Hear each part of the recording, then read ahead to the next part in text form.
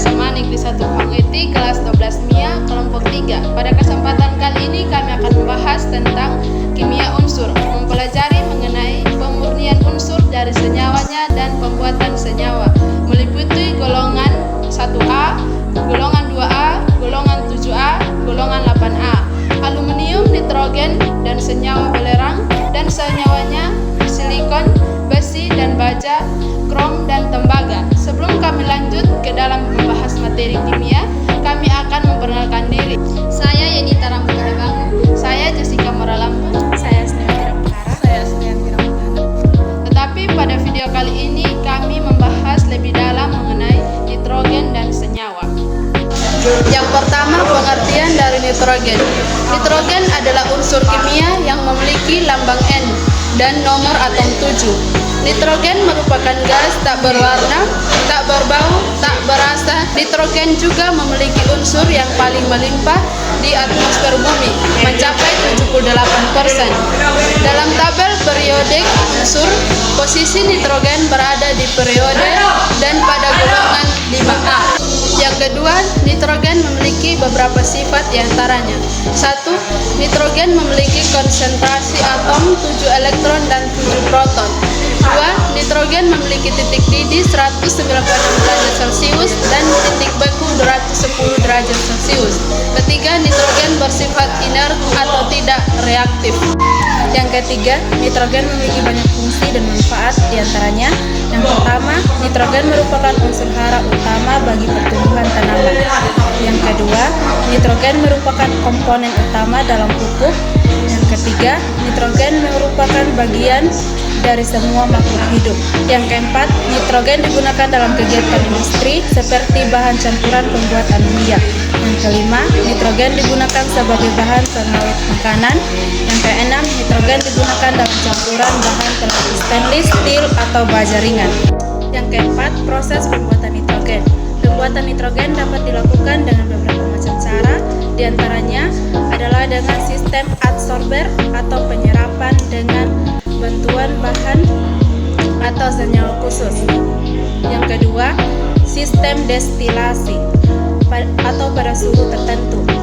Dan yang terakhir adalah dengan cara membakar hidrokarbon dengan udara bebas.